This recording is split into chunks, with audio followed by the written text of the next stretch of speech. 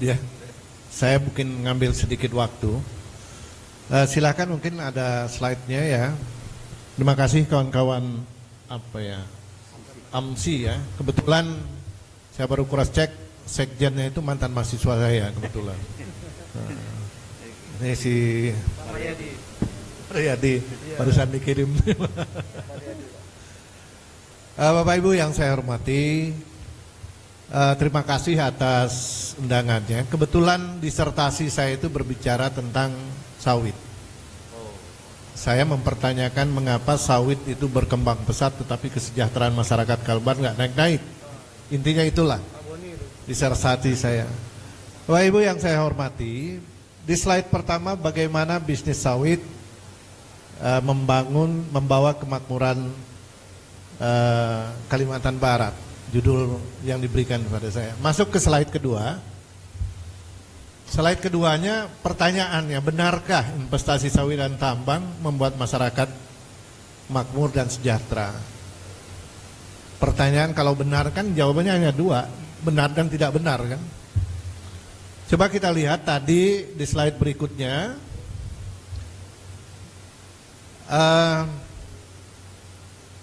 Paradigma pembangunan hari ini sudah berubah. Ya, dimanapun di dunia, selama kita hidup di dunia ini, mau tidak mau kita mengadopsi SDGs, Sustainability Development Goals, yaitu 17. Tujuan yang pertama, dimanapun bumi ini kita injak, sama. Ada 17 tujuan itu. Yang pertama itu tidak ada lagi orang miskin. Jadi apapun bentuk pembangunan itu, apakah investasi, apakah apa segala macam itu harus diarahkan pada upaya-upaya menghilangkan atau mengurangi angka kemiskinan. Yang kedua, menekan sekecil mungkin jangan sampai ada orang kelaparan. Yang ketiga, apa tuh ya? Enggak nampak saya itu. Artinya ya dari banyak ini ya, kemiskinan itu adalah hal yang paling penting.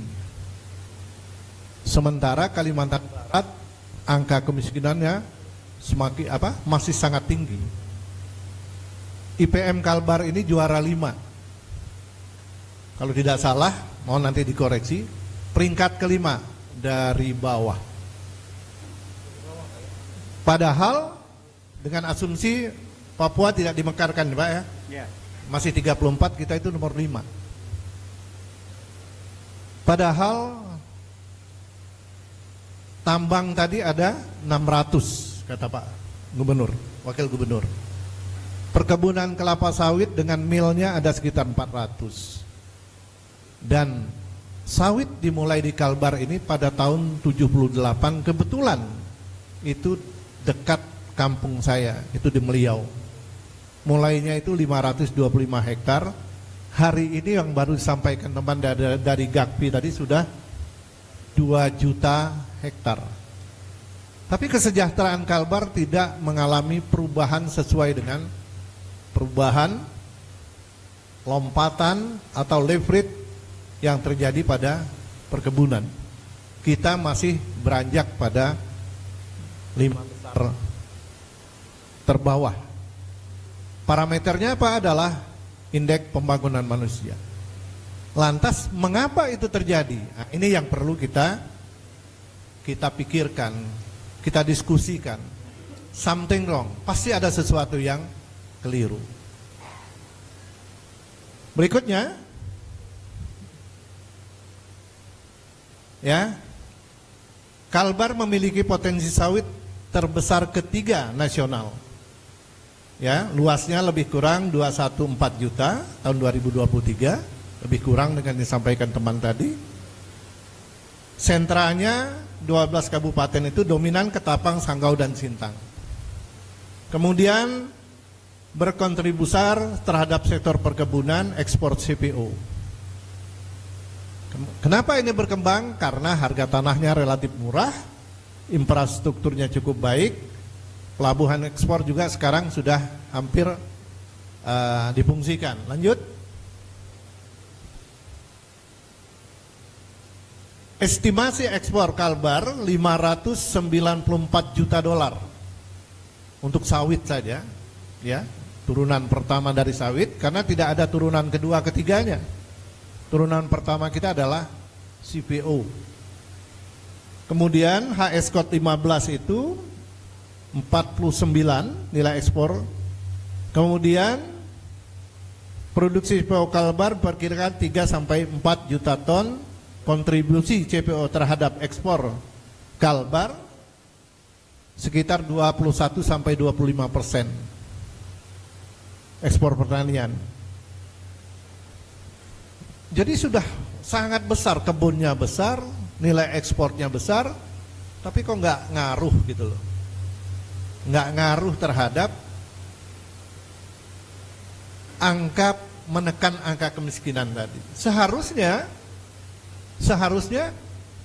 ekspor besar, kebun besar, keterlibatan tenaga besar, ekspornya besar, orang miskin itu makin dikit. Baru dia dapat dikatakan memberikan dampak positif. Nah, lantas apa persoalannya? Mungkin yang disampaikan oleh Pak Wakil Gubernur tadi. Yang bekerja adalah tenaga kerja yang unskillable.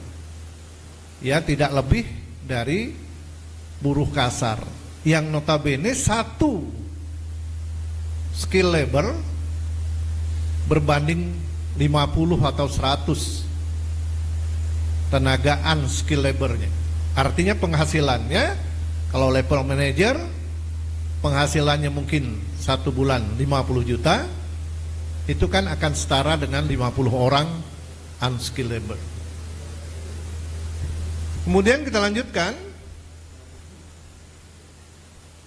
perusahaan pemegang konsesi kelapa sawit ada 198 entitas menurut KLHK 2024, pabriknya 126, banyak kan ini, 126 pabrik kelapa sawit, betul enggak Pak tuh? 126 pabrik kelapa sawit. Kalau dia menyerap rata-rata 50 saja, udah lumayan besar tuh. Kemudian dengan skala produksi CPO-nya itu 30 sampai 90 ton PBS per jam. Kemudian beberapa PKS terintegrasi dengan refinery dan rencana pengembangan biodiesel. Kita berharap CPO di Kalimantan Barat sawit ini tidak hanya menghasilkan turunan pertama. Turunan pertama itu dari buah diperas jadi CPO. Padahal kalau tidak salah, kelapa sawit itu bisa menghasilkan produk turunan ada sekitar 37 sampai 50. Apa itu produk turunan? Yang pertama kalau misalnya minyak goreng. Di Kalbar ini kan perusahaan minyak goreng kan hanya Wilmar yang ada di Siantan. Itu pun barangkali hanya sekian persen dari produk yang dihasilkan. Sementara yang lain belum ada. Kemudian dari situ bisa dibuat biodiesel, bisa dibuat Aptur, bisa dibuat banyak lagi. Memang kita tahu bahwa investasi pasti akan besar, tetapi raw materialnya kan kita tadi nomor 3 terbesar. Sementara ya Bekasi, Tangerang dan lain sebagainya itu tidak ada penghasil. Dia berkipas-kipas dengan value added yang sangat besar. Itulah yang menyebabkan Kalbar ini kehilangan value added yang begitu besar. Karena nilai tambah yang besar itu adalah mengubah CPO menjadi produk turunan berikutnya. Lanjut. Kemudian tantangannya isu keberlanjutan deforestasi. Ya, ini kan selalu diputar ulang ya, bahwa sawit ini adalah merusak hutan, bahwa sawit ini adalah banyak hal yang negatif. Padahal sebetulnya di dalam penelitian saya, disertasi saya, karena negara-negara lain itu kalah berkompetisi dengan kelapa sawit. Kalau yang namanya kita menanam sesuatu itu pasti ada alam yang dirusak, pasti. Tapi minimal saya kira. Saya juga tidak mengatakan sawit itu sebuah produk yang merusak lingkungan. Tapi ya pasti ada dampaknya. Kita buat rumah aja pasti akan rusak kok. Tetapi sawit ini sebetulnya adalah komoditas yang mengancam keselamatan produk-produk sejenis yang ada di negara lain. Canola, ya, kemudian minyak kacang kedelai, bunga matahari, banyak sekali. Mereka itu produktivitasnya kalau dibanding sawit, kalau sawit satu dia kita bisa 20 kali lebih produk 1 sampai 20 kali untuk perbanding tertentu. Sehingga kalau minyak ini masuk ke negara mereka, produk-produknya tidak akan mampu.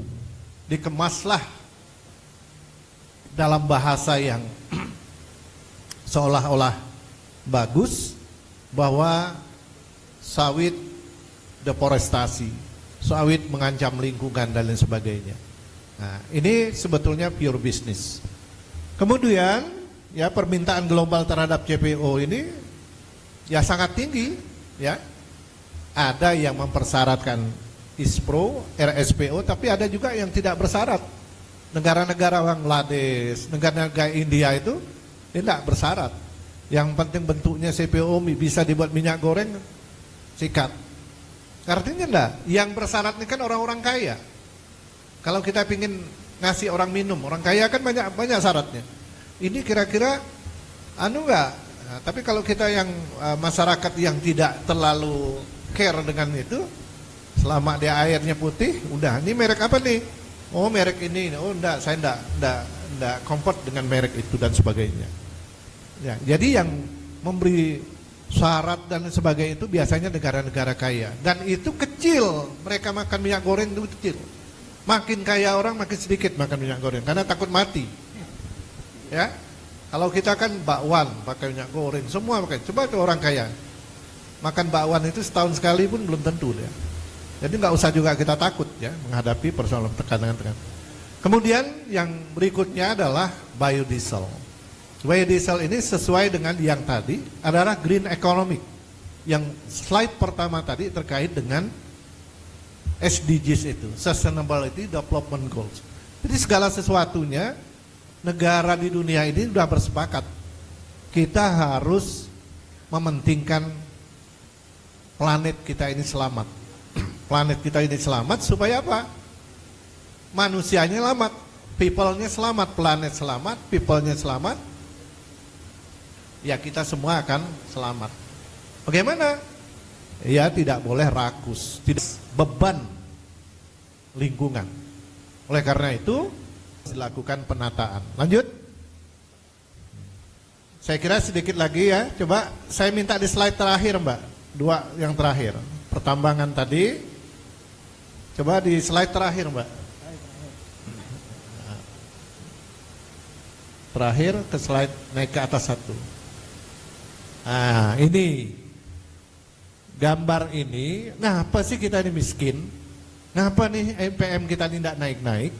Coba Bapak lihat di situ. Semua faktor input untuk kelapa sawit itu semua datang dari luar. Sebut aja, sarung tangan, kaos kaki, bibit, pupuk, saprotan, alat berat. Mana ada yang asal di Kalbar? Ada enggak Bang? Iya. Sehingga uang kita ngalir keluar. Kalau uang ngalir keluar, yang kaya apa? Orang luar Kalbar. Kemudian diproduksi, tambah lagi tenaga kerja, labor skillnya dari luar. Kemudian hasilnya bawa lagi keluar, CPO keluar, semua keluar. Tinggal apa? Tinggal masalah, environment rusak. Ya, yang nanggung beban pemerintah. Itulah tadi apa yang disampaikan Pak Krisantus tadi.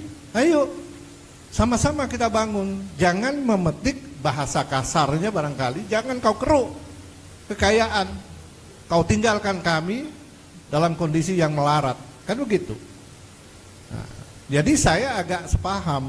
Oleh karena itu, ya saya menyarankan gambar ini dilakukan sehingga nilai tambahnya itu lebih besar tinggalnya di Kalbar. Kalau ini nilai tambahnya less than 5% tinggal di Kalbar. Kalaupun boleh mungkin hanya 10% yang tinggal di Kalbar. Sehingga 525 hektar ke 2 juta hektar tidak memberikan pengaruh signifikan terhadap kesejahteraan Kalbar. Saya bisa berdiskusi panjang tentang ini hitung-hitungannya. Karena apa? Karena ya itu tadi, nilai tambah yang diharapkan untuk bisa membangun itu semuanya dibawa keluar. Siapa yang salah? Ya kita semua yang salah. Regulator salah, masyarakat tidak kritis, membiarkan. Oleh karena itu barangkali diskusi kita hari ini ingatkan kita supaya Kalbar ini bisa bangkit dengan kekayaan yang kita miliki ini. Ayo kita sama-sama mencoba mempertahankan nilai tambahnya itu supaya lebih banyak tinggal di Kalimantan Barat. Saya kira itu yang dapat saya sampaikan, baik untuk sawit maupun tambang samalah. Tambang sebetulnya lebih besar dampak negatifnya karena dia open mining, merubah rona alam dari hijau menjadi coklat. Tapi kalau sawit merubah rona alam, vegetasinya dari multikultur menjadi monokultur, tapi masih sama-sama hijau. Saya kira mungkin itu yang menjadi entry point.